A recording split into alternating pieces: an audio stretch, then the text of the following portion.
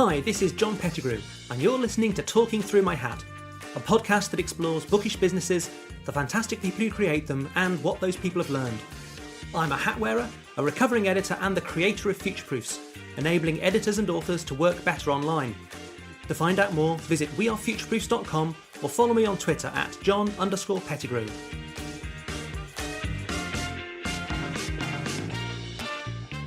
Welcome to this week's Talking Through My Hat. Today I'm talking with Bill Rosenblatt, industry commentator on intellectual property and technology, president of Giant Steps Media Technology Strategies, and programme chair of the Copyright and Technology Conferences. In addition, he's spoken at the Davos Summit, written a book about the business and practice of DRM, and come up through publishing from an IT background. So welcome to the podcast, Bill. Oh, thanks very much, John.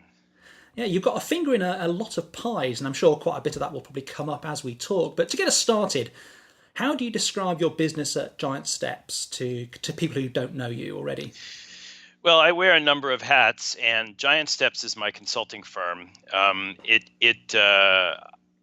founded it about 18 years ago, and I had been interested in doing consulting and had done flavors of consulting within large publishing companies and as an outbound consultant at a big computer company, Sun Microsystems. And so it just seemed like something I wanted to do, and circumstances arose by which I was able to start it with relatively low risk and found that I quite liked it and got up to speed in my practice within just a few months and have been rolling ever since. And so the consulting business is basically a tech strategy consultancy in the media industry with a focus on content technology and intellectual property. Okay. So I got involved in intellectual. My background is in computer science. I've got 2 degrees in computer science, and I moved to New York. And in the 1990s, when you were a technologist in New York, there was no tech industry in New York per se. There really is now, but there wasn't then. And you really had a choice of 2 industries that you were going to work in if you did IT. One was financial services, Wall Street, and the other was the media industry. So I started out on Wall Street because that's where you got a job. It was very easy to get a job in IT. Wall Street was hungering for tech people. And I worked for a company called Moody's, which is a bond rating agency, and was basically in charge of tech R&D at Moody's. And one of the things that we were looking into was digital publishing. And I was asked to essentially look into this to see how Moody's could publish its credit reports, which it had been distributing in the postal mail, in the U.S. mail. And the reason why I was being asked to look into this was very simple. Moody's competitors were sending things electronically while we were sticking things in the mail, and the information that we were publishing had value associated with time. And so it was just a matter of getting the information to our clients more quickly. And we discovered that our clients had the capability to receive information digitally. And bear in mind, this was the early 1990s, before the internet. So I basically built a system for publishing Moody's credit reports using this brand new bleeding edge technology called PDF, and transmitted it in Lotus Notes databases, if you remember what those are, distributed over phone lines. And so we did this in 92 to 94 timeframe. And that's when I learned about digital publishing, having at that time been already an author of books for O'Reilly. Okay. And I just thought that this digital publishing thing was the coolest thing on earth. I went to my first Siebold conference, and I was off and running. And so from there, I went to an IT management job at a large publishing company that no longer exists called Times Mirror, which was a conglomerate of educational and magazine, and of course newspapers. And so I got to really learn publishing from the top down in that job. That was an amazing experience. Then when Times Mirror sort of exploded into piece parts, I jumped over the fence to the computer industry and worked for Sun Microsystems, doing essentially industry market strategy and pre-sales consulting for the publishing and media industry, and I sort of got the consulting bug. I was essentially offered up by Sun to a lot of large media and publishing customers. Then I went and became CIO of a division of McGraw-Hill back in the late 90s. And then during the first internet bubble, became CTO, Chief Technology Officer of an educational.com at Columbia University that was doing online courses and things of that nature, educational content.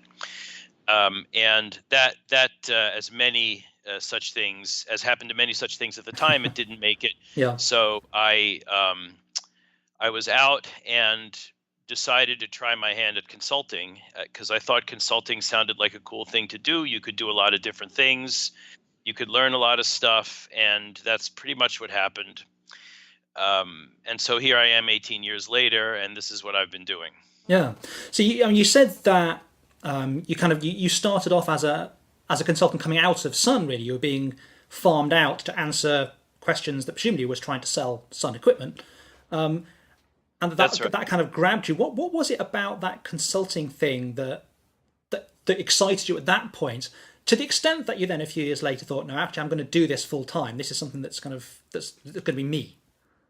Well, that's a good question. A couple of things. One was that I got to get involved in some very exciting strategic initiatives at some of Sun's customers. Uh-huh. Sun was all, as you say, quite correctly, Sun was about shifting kit, as you guys would say on your side of the pond. And people like me were brought in as part of a group to change the level of that conversation from how many boxes do you want, how big do you want the boxes to be, and when do you need them by, to what are you trying to do in your business strategically, and how can we partner with you to achieve that? Okay, yeah. The other piece of it was that Sun did not do the kind of consulting that some of its peer competitors did, such as IBM and Hewlett-Packard. And so what Sun would do would be to partner with other big consulting firms and go in together to offer something to customers. Again, this all contributed to my catching the consulting bug and sort of seeing what that was about and deciding that I wanted to try that. So that's what led to that. Yeah, so the sound of it is that it's a kind of having that exposure to a variety of different questions, a variety of different teams and problems, and having the chance to pitch in and help them solve those. Is that kind of what was exciting you about that? Very much so. And in retrospect, that's what I did at Moody's also. I was an R&D guy. I was brought in to investigate a bunch of different technologies that management said they wanted to investigate. So I'm not the one who came up with things to investigate. Yeah. Management came to me and some others and said, here's what we're trying to accomplish. And where there was a technology angle, I got to investigate it. And the whole digital publishing thing was probably the biggest such initiative that I got involved with. And so that was another form of being asked to help solve a problem, becoming part of a team that solves that problem, and then riding off into the sunset, when you're done. That's an important part of consulting, isn't it? The riding off into the sunset part. Especially what hat you wear. Extremely important when you ride off into the sunset. So yeah, that's really what appeals to me, being able to work on a variety of things, being able to look at new and strategic initiatives instead of just sort of operational, keep the trains running type things, which I've also done, and just it's not really what I like to do. It's not what I'm particularly good at. Yeah. So that's what drove me into what I do now. Okay. And when you set up, what were the sorts of questions you were getting from your early clients that you were answering for them? So the first two clients I had were very, very different from each other. Okay. One was McGraw-Hill, which, at which I had been an employee, and corporate IT asked me to come in and help them with a big company-wide digital asset management and rights management initiative. So someone in corporate IT had this project that they were given to run, and she basically brought me in to help generate the RFP, manage the process of getting proposals in, doing the requirements, things of that nature. So that was sort of a big company, old line publisher, tech or IT type Yeah. project. The other the other first client that came in fact, the first client that came in was a streaming video startup. They asked me to come in and essentially be the acting head of product management, Okay. which meant essentially being the bridge between marketing / business development on the one hand and the development team on the other hand. Mm-hmm. So what is the market saying we need to build?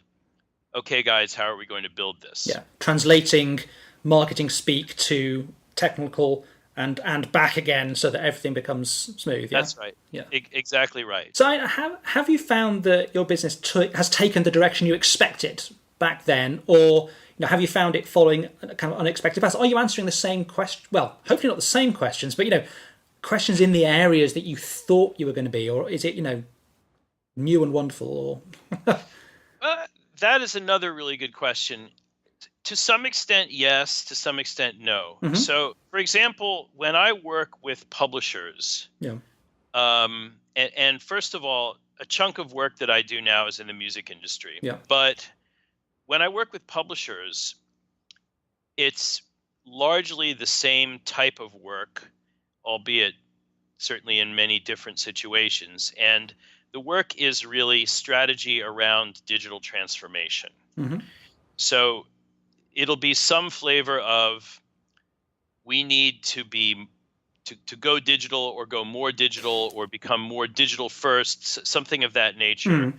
We need more sort of fundamentally digital products and services. How do we get there? Yeah. And so I have developed a methodology called Digital Transformation Strategy, which does this. And the methodology basically goes like this. I usually bring a small team to do this, typically 3 or 4 people. And we go around, depending on how big the client is and so on. And we go around and ask questions of the form, what would you like to be able to do now that you can't because it's hard or impossible? Mm-hmm. And we get a range of answers. I call this requirements harvesting. And we get a range of answers that range from, gee, it would be nice to do X someday, but I haven't really thought much about it, all the way to, we would like to do Y, and here is the business plan for it. Here is the P&L. Here's the amount of revenue that I expect to achieve if we were able to do this. Mm-hmm. I, the manager, would tie my bonus to achieving this revenue or this profit margin, and I've been badgering the folks in the company to get the capabilities to get this done for years, and we don't have it, and I'd like to fix that. So all the way from just a glimmer of an idea to a fully formed plan. And what we do is we come up with however many of these we come up with, and it's usually many. Yeah. And then we basically roll them up into a ball and group them together and categorize them. And then we show them to everyone, and the light bulbs go on when everyone realizes, gee, what I want to do here has a lot of similarities to what these other people over here want to do. They all require such and such capabilities. Yeah. And by capabilities, I mean 3 things, technology, process, and people. And underneath people, there are skills that you need to have. Does it ever get a little bit sad or frustrating that at some level you're answering the same questions now that you were 18 years ago? I'd say no, because some of the questions are the same, some of them are not. The questions that are the same are to do with metadata and rights information, which is you could think of as a form of metadata. Mm-hmm. And to a lesser extent, identifiers, depending on whom you're talking to and at what level and so on. And by the way, another thing that I have done that has been fairly consistent over the years has to do with digital asset management, which is when I was at Times Mirror, I was in charge of a family of digital asset management projects, or what we now call digital asset management, which were attempts to create big, huge, centralized content repositories. Mm-hmm. Those are all miserable. I shouldn't say all. Most of them were miserable failures. Yeah. I readily admit that they were miserable failures. And so I came up with an approach that says instead of demolishing all the silos and replacing them with a big central system, Mm-hmm. keep the silos in place, put a layer on top of them that integrates lightly all those silos. Mm-hmm. And then once you have that in place, you can gradually, one by one, get rid of each silo. So those are the questions that keep coming up. There are also a lot of things that have changed. And so, for example, you do find more skill sets in certain areas of tech among people at publishing companies. That's certainly improved. Yeah. Particularly in certain STM, for example, Yeah.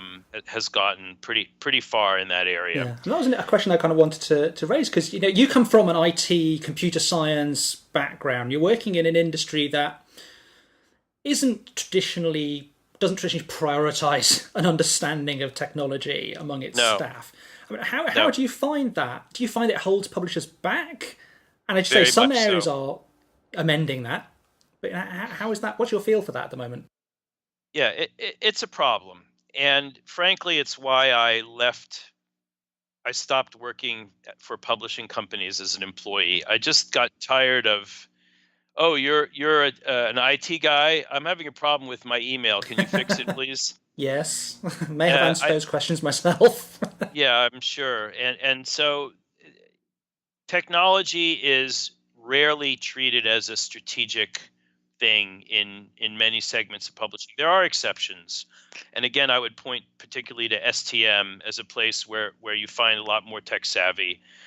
But it's just a problem. It's funny because it can change. I've seen it change. As I said, I worked some part of my time in the music industry, and the music industry has undergone a dramatic transformation over the last 5 years. Yeah. It's woken up from a coma, essentially. One reason, not the reason, but one reason why it happened in the music industry is because the music industry was in a lot of pain. Yeah. After the Napster era of 1999 through the early 2000s and the dot-bomb implosion, music industry lost half its value, literally. Revenues were down 50% or so. And they were more open to trying things that they wouldn't have been as open to if revenues were stable, as they are in trade publishing. Yeah. So the music industry is now growing again. They are growing at something like an 8% per year rate, which is a good solid. I mean, it's not a tech unicorn kind of situation, but it's certainly a lot solid. More than publishing is. Yeah, it's a solid, solid growth, and there was a lot of instability. There was growth first there was flat revenue amid instability. Then there was growth amid instability. And now the music industry is moving to growth with some measure of stability. So it can happen. It's not impossible. And I feel that it will happen in book publishing eventually. But will it need a disaster first? I guess that's the big question, isn't it? Whether people will be able to open up to those kind of possibilities and changes. That's the question. The next 5 years may give us an answer. I think so, yeah. One thing that intrigues me is that, what you do for your clients is at quite a large level strategic thinking and help and support. How do you apply that to your own business? I mean, do you have a plan for the next 5 years or the next 50 years of how you think you want to develop and what directions, how you're going to go about it? The short answer is not really. I mean, most of the projects that I do are either short-term or sporadic in nature. It's not very often that I do something that lasts a year, that I know is going to last a year and is going to involve regular work. And so I have become quite reactive, and I often don't have much of an idea of what I'm going to be doing next month. I will be doing some things next month. I'm just not sure exactly what. One of the things that you asked me about, has the business taken a direction that I expected versus didn't expect? And one of the directions that it has taken that I did not expect at all is I work sometimes as an expert witness in litigations Okay. that have to do with digital media technology and digital copyright issues. And this started in 2004. I remember it very well. It was cold, it was winter, the weather was lousy. I was in a parking lot checking my voicemail somewhere with my car, and it was a call from a lawyer who was working on a patent litigation that had to do with digital rights management.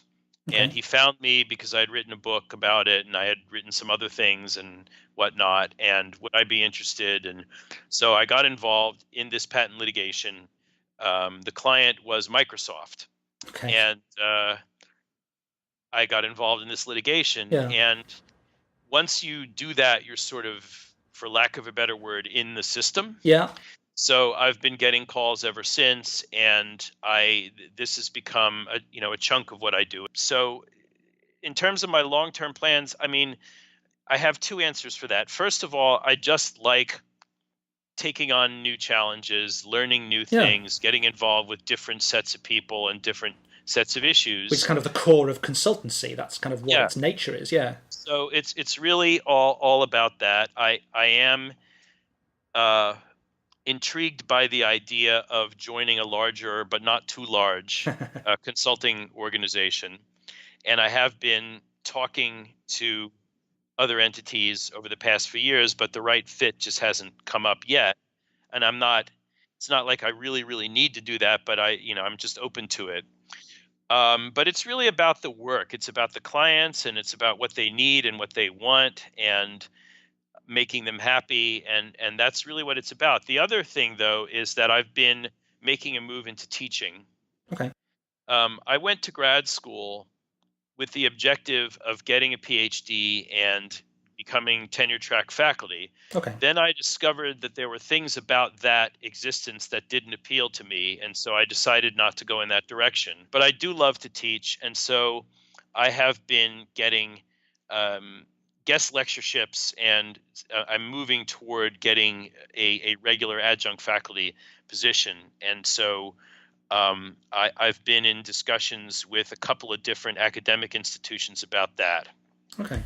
And I would say that my 5-year goal is to get a regular adjunct faculty position somewhere that enables me to keep doing the consulting while also having a regular teaching responsibility. Yeah, that makes sense. As you said earlier, when you run your own business, you end up doing all the things at some level. You've got it, the buck stops with you, kind of deal. That's What right. is it that you personally find hardest about running your business? Which are the bits that you don't want to do? You kind of get rid of if you could.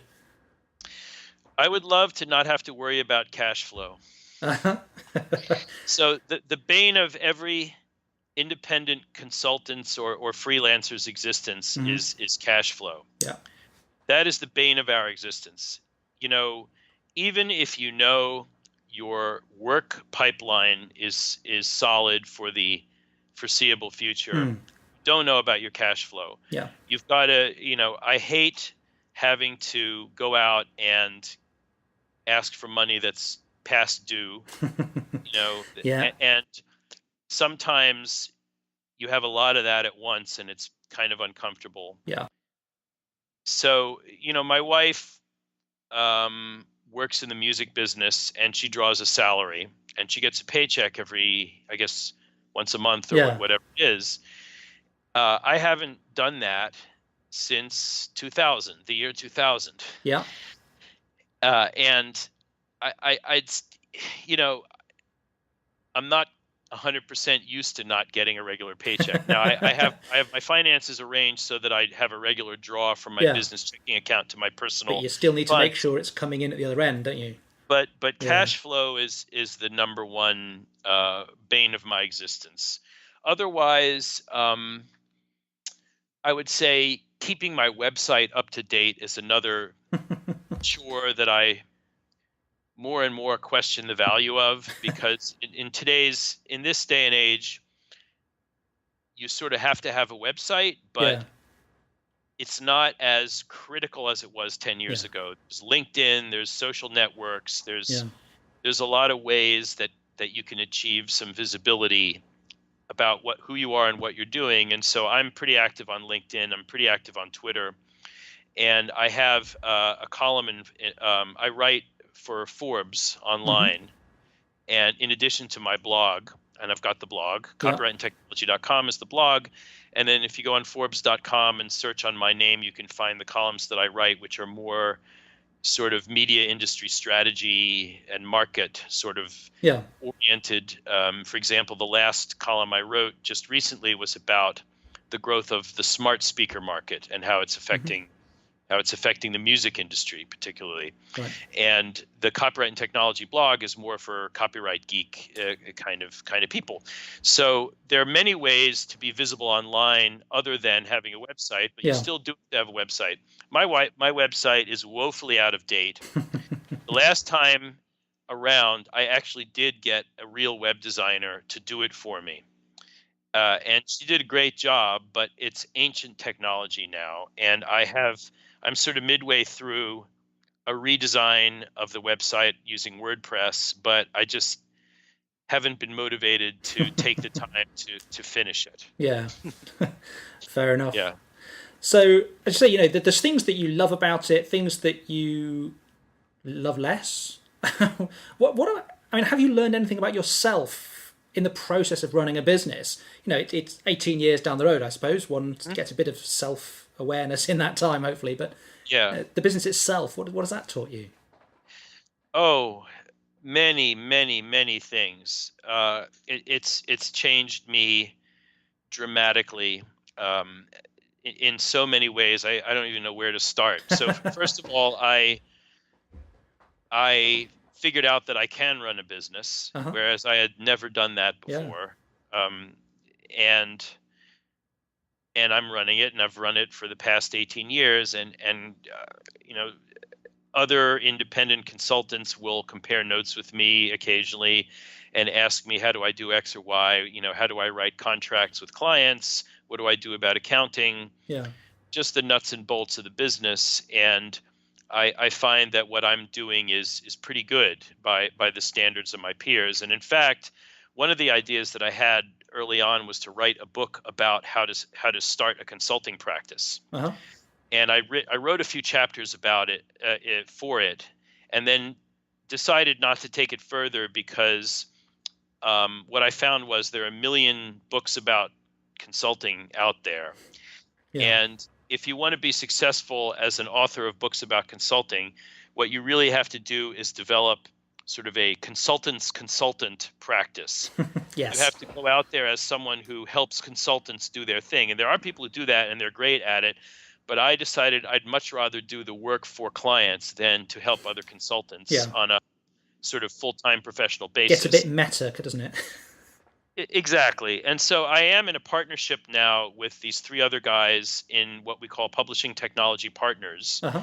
So it's myself and Bill Kasdorf, Bill Trippi, and Thad McElroy, who are all people I've known for 20-ish years. I've worked with all of them in one way or another. I've brought them in on my projects. They've brought me in on their projects. We've worked on standards initiatives together, Hmm. and we have a wonderful relationship. We work together on projects. We compare notes on how each other does the mundane day-to-day aspects of consulting, and again, it's very mutually beneficial, and it also tells me that I've learned how to run a business. And I taught Yeah. myself. I for the most part, just sort of taught myself just by trying to be resourceful and figuring it out. So Hmm. what have I learned? Well, what have I learned about myself? That I can run a business, that I can sell. Hmm. So I had never had to sell anything Yeah. before. Even working at Sun, when I was in marketing, there was a whole huge sales apparatus. Yeah. Um, I don't want to say behind me, but there with Yeah. me doing the actual selling. I was basically sort of a subject matter person coming in to talk to clients to sort of show, hey, here we here at Sun understand your business. We Yeah. understand publishing. We understand content management. We understand rights. We understand all the things that you're doing. So work with us, even though what we're selling to you is something that you can also get from over at IBM, HP, and whatnot, Silicon Graphics, and so Dell, and so Yeah. forth. So selling is something that um, I've learned doesn't mean being a huckster. It means talking to people about what they need and how I can possibly fill those needs for them. Yeah. And I really enjoy doing that. I really like it. It's something that I never would have thought that I'd be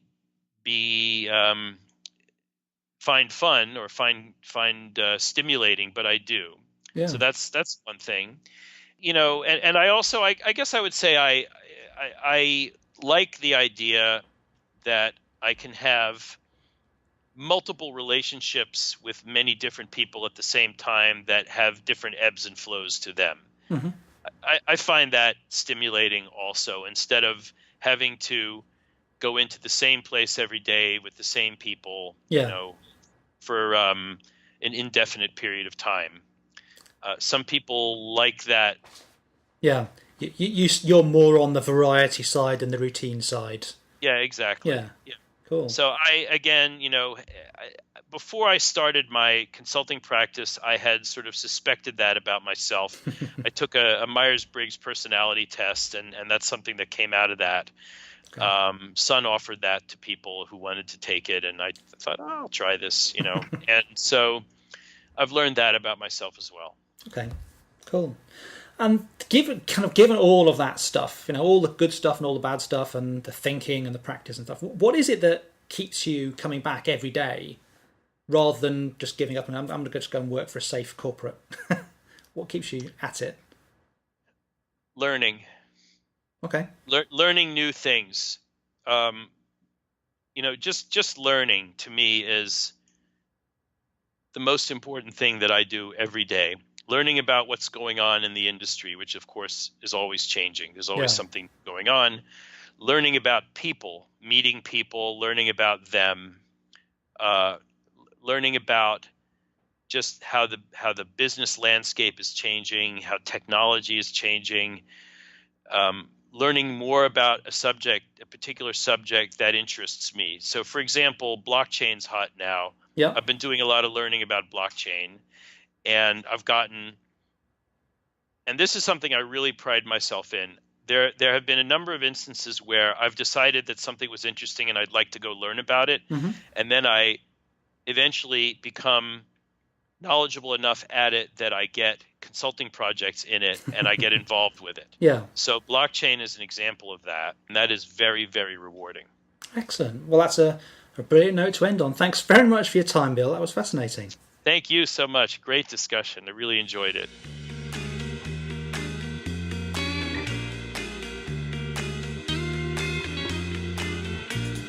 This was Talking Through My Hat, a podcast by John Pettigrew, founder of We Are Future Proofs. Please let me know your thoughts by leaving a review at Apple Podcasts or by commenting on the website, myhat.wearefutureproofs.com. You can subscribe to this channel at Apple Podcasts, Spotify, or wherever you get your podcasts. Our theme music is from hooksounds.com.